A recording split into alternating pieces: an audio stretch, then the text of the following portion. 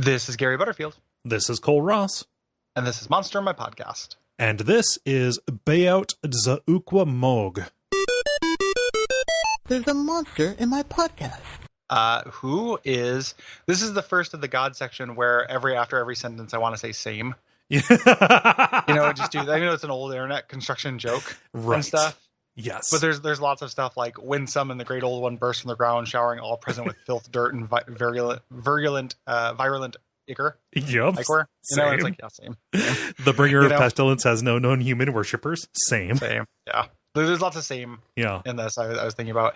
And also, it's just describing a scorpion for all intents and purposes. Yeah. So we're in the God section, but this, if this was just made into a unique entity in the first section, I would not have batted an eye. Yeah. This is Scott David Anielowski from the story Broodhaven, which I've not read, but it doesn't seem especially noteworthy. And yeah, it's just a big scorpion, but there's a certain amount of ambiguity here, where the swarm attacks by swarming victims, stinging and biting them each round. It doesn't say that it summons a new creature. It just says like, hey, I'm a one-man swarm. I'm coming at you.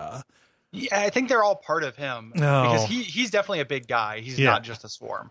This is a gigantic, like really, really, really big scorpion, but with like countless legs and multiple wings and multiple claws. Mm-hmm. Lots of little eyes between his feelers. Yes. Like pretty gross, pus-dripping mandibles. Like pretty disgusting scorpion as far as scorpions go. Like and scorpions, already pretty disgusting. Yeah.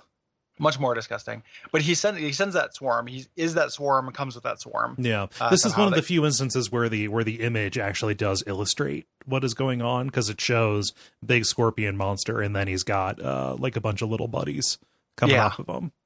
Yep, and he can sting you. Mm-hmm. Like he can actually get you, and then you get super poisoned. Right. And you have to have somebody can treat you with super poison, and then you just lose constitution and hit points. Otherwise you die like in 1d100 minutes. And so this gets down to like the differences between these broad categories of the gods, where like I am more into the cosmic insanity stuff as opposed to dying a horrible and leprous death. Like I would want this. What's that? I said I didn't realize you were continuing, but I was going to say I actually am okay with this, like the sickness, like the god of virulence. I think there's a place for this. I think what we're going to find though is that there are a few of them like this. Yeah. And that's where it's going to get a little bit tedious. But for a first one, I'm okay. Yes. Like just filth and disease and all those bad things. Like that's this guy's scorpion crown. The other. The other part of this, with Azathoth, that made a little bit of sense, but the bringer of pestilence has no known human worshippers, obviously same. However, Azathoth, is, like worship of him is laundered through other kind of servant gods, like Nyarlathotep and things like that.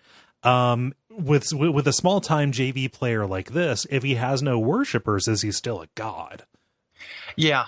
Yeah, well, that's the question, right? Yeah. Some of these are just like very powerful creatures. Yes, this is specifically a great old one. Yeah, which are so they have what they are. They have categories. Yes, Yeah. So like Azathoth is an outer god, which means he's like one of those cosmic gods. Great old ones explicitly are big, nasty, old creatures that can be worshipped as a god, but are basically big, old, nasty creatures. Yes. Okay. So I momentarily forgot that distinction, even though I explicitly read that section. Yeah. To remind myself. These are old, dirty bastards. Yeah.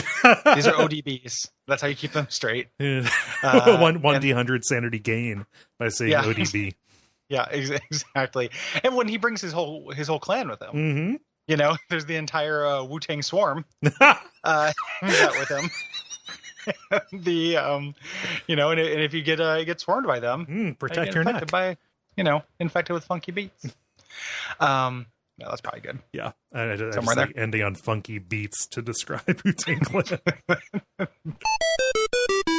Brought to you by our backers at patreon.com/Duckfeed.tv.